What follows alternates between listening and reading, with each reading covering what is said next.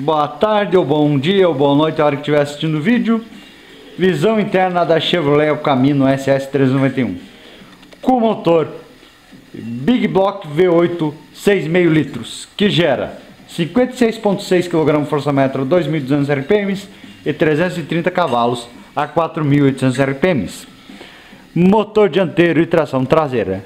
A pista é Autódromo de Grand Valley. Câmbio automático de 2 marchas. Eu me fiz manual no controle, mas o Clementinho não pode fazer. Vai ter que deixar o câmbio trabalhar.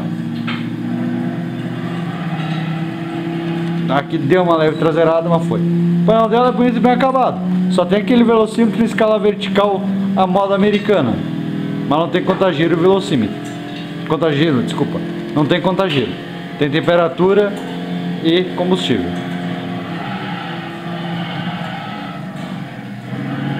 Olha a traseirada que vai dar. Opa! Traseirada federal. Vou deixar você escutar um pouco o Big Block.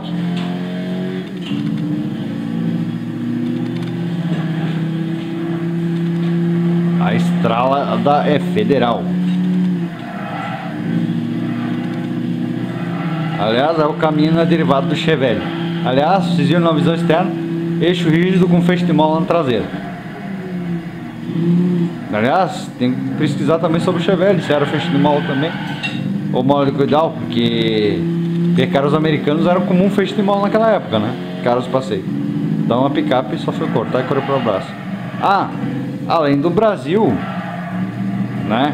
Com Chevy, derivado Chevette, Corsa picape, Montana de primeira e segunda geração. Olha a traseirada que deu.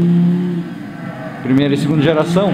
Olha a traseirada. Temos a Zult australiana, a derivada do Kingus, desde os anos, final dos anos 40, né?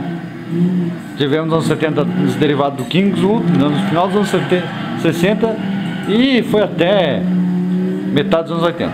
Depois a derivada do Commodore terceira geração, que é parente do nosso Ômega já. E por aí vai, segue até hoje a Zult da Holden. E a Ford teve a Rancheiro.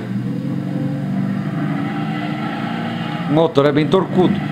Ainda bem, né? Ter um câmbio só de 2 marchas, um câmbio de primeira e segunda, né? Tem que ter bastante torque mesmo. Tem que ter torque monstruoso. Mesmo que tu vá... Aliás, o ano dela é 1965. 51 anos.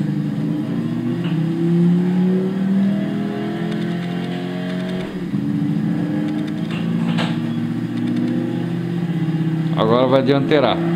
Aí o Clementinho tem que aliviar. Também o pneu linguiça. Bom, se gostou do vídeo, dê aquele like básico e até a próxima. Tchau.